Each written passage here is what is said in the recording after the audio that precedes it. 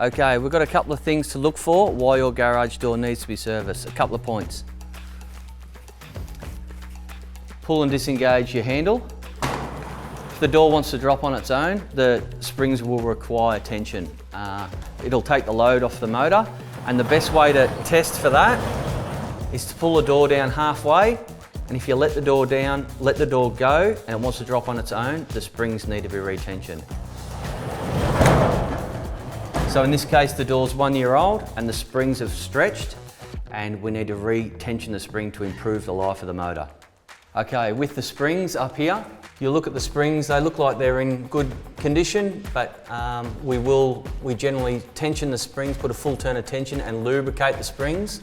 We'll check the fixings here because all of the load on this garage door is on this plate here. So that's probably the most crucial part to check during the servicing and refix into the brickwork if it's becoming loose. Same with your garage door motor, same deal. They can come out of the brickwork over a period of time, especially if they've been lifting heavy doors.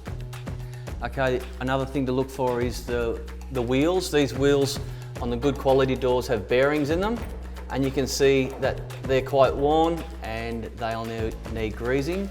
Also in brand new areas where homes are built, because of the trades and the dust, we find in the first couple of years they get covered in dust and need cleaning and lubricating, so that's another good thing to look for. We also check the cables. These are the cables just here. These cables can get crossed up and fray. If they fray, the door will drop from one side to the other. So one of the most important things, these cables are under a lot of tension, and if they do fray and snap, the door will completely drop on one side, causing a lot of damage. Another thing to test for is the tension of the belt on the motor. They get slack, or the chain, and we have to tension those. They obviously move. We check the sensitivity in the motor for the auto reverse if it hits one of the kids or a car.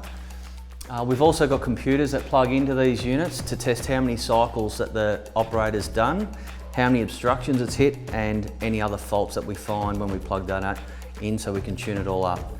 A normal house will do 1,500 cycles a year, but most we find are around about the 2,500 to 3,000 when people use their remote pretty much to get in and out of the house.